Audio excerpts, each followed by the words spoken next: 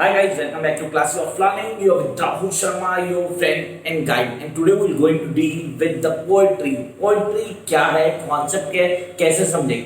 अब यहाँ पे बच्चों के दिमाग में बड़े सारे क्वेश्चन आते हैं sir how we can be master of the poetry. Sir ये पोएट्री कौन सी होती है? Is it the British poetry? नहीं सर, ब्रिटिश की बात नहीं करें, wait on American poetry. Sir Indian English poetry की बात करें. How to be master of poetry.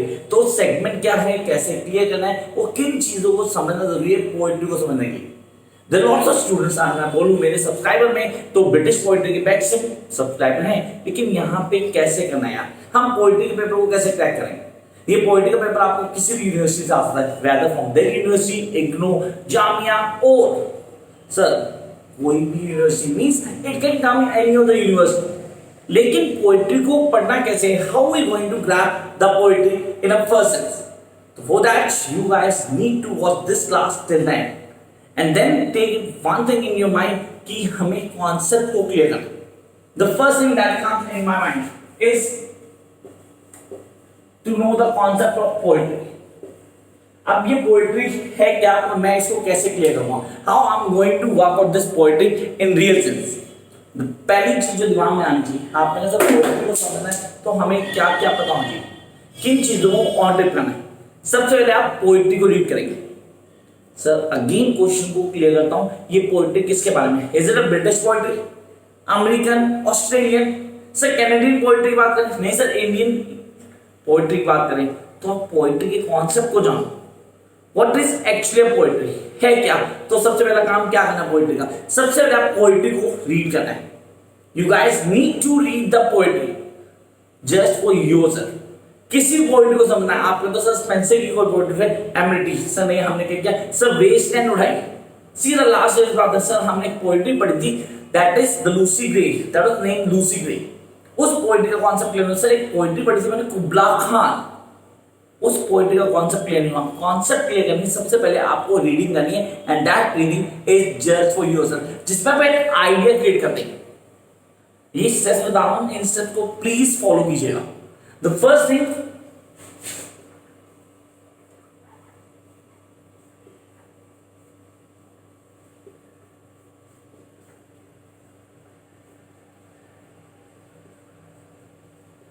read the poetry for yourself. सिर्फ अपने लिए रीड कीजिए, एक आइडिया की तरफ आइडिया गैदर कीजिए. पोएट्री है क्या? पोएट्री के साथ मैक्सिमम स्टूडेंट्स का क्या होता है, सर हम रीड करते हैं हमें कुछ और समझ में आता है, लेकिन जब हम उससे रिलेटेड कोई लेक्चर या किसी टीचर से डिस्कस करते हैं तो कुछ और ही बता रहा होता है.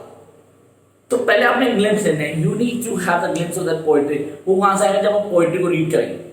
तो पहली चीज फर्स्ट लेकर रीडिंग. अब दूसरी चीज जो आपको हेल्पफुल होगी, जो शायद आप इस स्टैंडर्ड पे आके when you doing your honours और मास्टर्स तो सब बड़ा अटपटा सा होता है कि पोएट्री को रीड अलाउड करना. सर जोर से बोल के पढ़ना. There are two sounds in a poetry. एक जब हम लिखते हैं, एक जब हम पढ़ते हैं. और जब पढ़ते हैं वो लाउडली तो आवाज आती है, रिफ्लेक्शन आप साउंड की. आप समझे, please take care of your commas और the punctuations while reading the poetry. Poetry को रीड करते हुए पंक्चुएशंस का ध्यान रखना जरूरी है, जिसको मेरे वर्ड्स में मैं बोलूं मेरे हिसाब से वो final reading. Go for the final reading poetry, जहां आप चेक करते हो कि कौन सी चीजें बदली. मैं उसको ग्रैब कर रहा हूं, उस पोएट्री के मीनिंग को ग्रैब करने की कोशिश कर रहा हूं. तो read allowed in a second, जिसको मैं स्किप कर रहा हूं, पॉइंट्स में नहीं दे रहा, वो आप इसके साथ ध्यान रखेंगे. तो read aloud, try to grab the punctuation in reading. आपने उसको फॉलो करना है and then jump up to the next phase that is scan the point. So what does mean by scan the point, मैं बता रहा हूं आप लोगों को.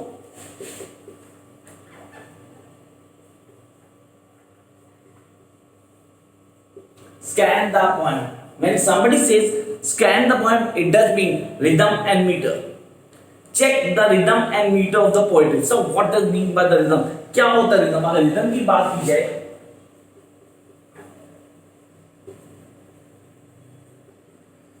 से rhythm और meter है क्या, इसको कैसे क्लियर करेंगे, इसके कॉन्सेप्ट क्या, किन चीजों को हमें ध्यान रखना है rhythm और meter के लिए, तो आप कॉन्सेप्ट को क्लियर करेंगे.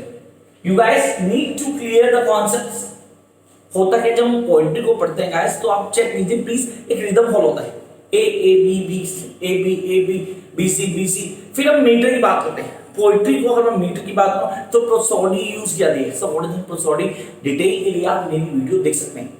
ऑलरेडी मीटर और प्रोसोडी पे वीडियो डाली हुई मैंने गाइस, वहां आप टाइप्स ऑफ मीटर क्या होते हैं, स्ट्रेस और अनस्ट्रेस लेवल्स पे ध्यान देंगे। पोइट्री एक चीज नहीं है, एक पूरा पूरा कॉम्बिनेशन है कई सारी चीजों का। अगर मुझे पोइट्री को समझना, मुझे पोइट्री मैक्सिमम मार्क्स क्या है तो मुझे कॉन्सेप्ट क्लियर करना होगा। तो यहां पहला reading scan the point, point को स्कैन करते हुए मैंने मीटर और सब किस पे, रिदम पे ध्यान दिया। Then I need to jump up to the next point, that is consider how the point is organized. सब पॉइंट कैसे ऑर्गेनाइज की गई है। Have you ever seen the poetry being started with two phases, heroic couplet ने शुरू 2 line के साथ, फिर 3 लाइन में वो खत्म हुई 4 लाइन के साथ। तो हमें देखना है कि पोएट्री को कैसे ऑर्गेनाइज किया गया, how the poem was being organized. Poem कैसे ऑर्गेनाइज की गई, किन बातों को हाईलाइट करने की कोशिश की है पोएट ने, and that is the most important point to grab any poetry. Poetry को समझने के लिए पहले हमें ध्यान देना होगा that how it was being organized, कि पोएट्री कैसे ऑर्गेनाइज की गई है। थर्ड,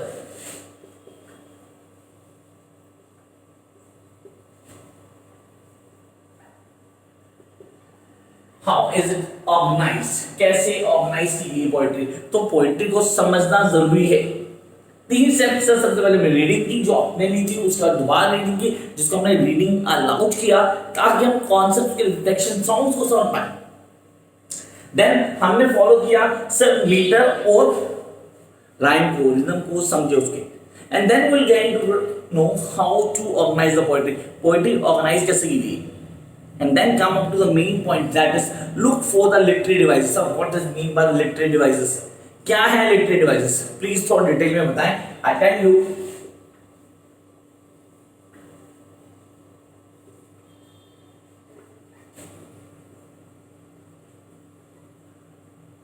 सही पोएट्री डिवाइसेस क्या होते हैं। अगर आप मेरे चैनल में पहली बार आए तो गाइस अभी के अभी सब्सक्राइब करना और पोएट्री के सेक्शन में प्लेलिस्ट में जाएं और वहां देखिए वीडियोस हैं जहां मैंने पोएट्री डिवाइस पे वीडियोस डाली हैं ऑलरेडी, और अलग अलग भी डाले तो सिम्बली, मेटाफर, पन, एलिस्ट्रेटर, ऑक्सीमोरॉन, ऑल दीस, ये सब हमें हेल्प करते हैं पोएट्री को समझने कि पोएट्री एक्चुअली क्या है। पोएट्री को पढ़ते हुए हमें किन चीजों का ध्यान देना है। सबसे पहले पोएट्री को पढ़ूंगा, पोएट्री को पढ़ते हुए जानूंगा पोएट्री है क्या, उसकी इंट्रोडक्शन, उसके कॉन्सेप्ट को समझूंगा, and then I'll go for the other points, and then the most important part of the poetry, know the poetry, know the forms of poetry, that is the most important, that is identify the form of poem। Sir किस तरह की poem है आप identify कैसे करेंगे, और know how the poem was being organized, इसके concept को क्लियर करते हैं। that is know the form of poem। So ये फॉर्म ऑफ पोएम क्या है, प्लीज इसको थोड़ा हाईलाइट करें so that we can know कि पोएट्री होती क्या है, कैसे डील करेंगे और कौन कौन से कॉन्सेप्ट्स हैं जो हमें ध्यान रखने हैं पोएट्री को जानते हुए। तो सबसे पहले हम क्लियर करते हैं पोएट्री का फॉर्म सोनेट से सोनेट्स क्या है, Spenser, have you heard of Spenser, Petrarchan sonnet सुने, शेक्सपियरियन सोनेट सुने होंगे। 3 तरह के सोनेट्स होते हैं, पैट्रिजन, शेक्सपियरियन और स्पेंसर। ये सोनेट्स होते हैं sir, what does mean sonnets, 14 lines पर होती हैं, 14 लाइन। सर 2 पार्ट्स होते हैं इसके, पहले क्या करते हैं, फर्स्ट पार्ट जब हम बात करते हैं, the first part goes with the name of Octave, first 8 lines. तो गाइस प्लीज इनको लिख लें साथ साथ, अगर आप लिख लेंगे तो आपके लिए बहुत बेटर होगा, आप हेल्प कर पाएंगे अपनी at the time of dealing with the poetry. The first is a sonnet, आप क्लियर करेंगे सोनेट्स क्या होते हैं, what does mean by sonnets.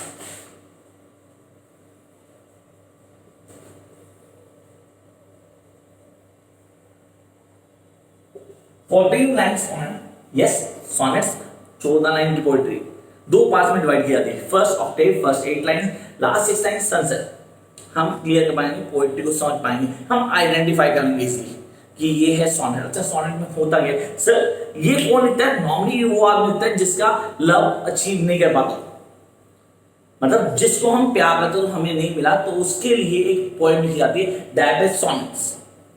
Then we come to the second base and that is ballads। से ballads क्या है, कैसे use करते हैं और क्या है कॉन्सेप्ट। बैलेट भी form of poetry, yes this are form of poetry again. अब इस बैलेट को कैसे हाईलाइट करेंगे सर, ये अगर सोनेट है, ये सोनेट नहीं है, जिसने बताया बैलेट डिफरेंट नहीं, तो एक लॉन्ग सॉन्ग है, एक बहुत बड़ा गाना जिसको पॉइंट की फॉर्म में दिया गया, जो कि एक स्टोरी बताता है। I repeat my word, a song that tells your story in form of poem. A song that tells your story in form of poem is known as ballad. तो गाइस और कहीं नहीं पता लगता, कोई दिक्कत नहीं, यहां आपको हर चीज डिटेल में बताने की कोशिश कर रहा हूं ताकि आप आगे समझ पाए। तो long song that tells your story is a ballad.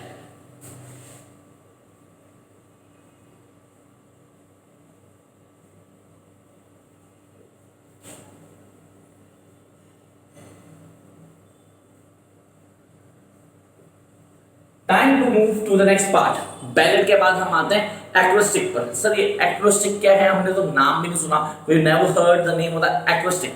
Sir it's a puzzle, a word puzzle in form of poetry, a word puzzle in form of poetry that gives you something to understand, something to grab. तो हमें next करना है acrostic, it's a word puzzle in form of poetry.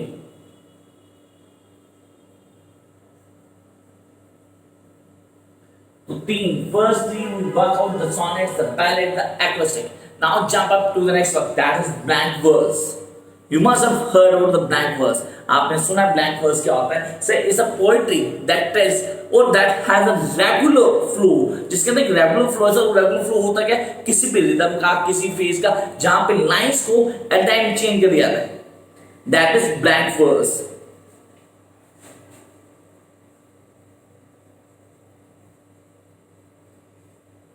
So यहां पे करना blank verse सबसे easy था। Lines छोटी लाइनें शुरू की जाती हैं जहां कोई भी फ्लो मीटर या मैं बोलूं सर कॉन्सेप्ट को फॉलो नहीं किया गया एट टाइम, जो वेरी करता है, चेंज करता है। तो हमने कहा पोएट्री की कुछ मेन फॉर्म जिनकी बात की, we start with the sonnet, the ballad, the acrostic, and then we come to blank verse. Now time to work out the next one, that is epic. What is epic? क्या है epic? You must have heard about Mahabharata. You must have heard the longest religious terms that comes out in form of the poetry. Sir, Iliad read की आप लोग नाम सुना Iliad का? नाटक का। तो एपिक एक बहुत बड़ा ग्रंथ जिसको डिफाइन किया in form of poetry, that is epic. तो इसको एक्सप्लेन करने की जरूरत नहीं है, I don't think you need to explain epic. And then the next one, please do write down in your mind the next one, and that is elegies. What is elegy? So it's a song, it's a song in form of poetry that was written for the one who has died. कोई job नहीं है उसके लिए लिखा गया, उसको हम बोलते हैं एपिक। नहीं सर, वो था एलिगीज। तो एपिक एंड देन एलिगीज, तो these are the forms of poetry जो हमें जाननी है। अब आते हैं वापस सर बेसिक कॉन्सेप्ट आते हैं, हमें पोएट्री को जानने के लिए, पढ़ने के लिए जो चीज सबसे मोर थी, तो हम समझ गए। यहाँ पे पोएट्री के स्टेप्स बताए आपने 1 2 3 4 5 and then the explanation and then look at the title, the last. जब भी पोएट्री को पढ़ने लगे प्लीज टाइटल पे ध्यान दें गाइस। टाइटल बहुत कुछ बताता है उस पोएट्री के बारे में। It tells you about the idea on which the complete poetry is based. तो टाइटल पे ध्यान देना बहुत जरूरी। And then we come to the other poetries. हम अलग पोएट्रीज के बारे में जानेंगे, समझेंगे पोएट्री को पढ़ना कैसे है, किस तरह हम शुरू करें पोएट्रीज को पढ़ना। पोएट्री की 3 चीजें हमेशा याद रखना guys. The first, the text जिसमें लिखा हुआ poetry, second, the summary and the third is analysis। 3 चीजें आपको ऑन पहुंची, वो इन तीनों को जानते हुए आपको पहले ये चीजें क्लियर करनी है। You really want to be the master of poetry, you guys need to follow this। किसी तरह का कोई भी प्रॉब्लम अगर आप होता है इसको करते हुए, तो प्लीज कमेंट बॉक्स में आके कमेंट करें। And if you do have any request or advice, please share on comment box. Bye guys.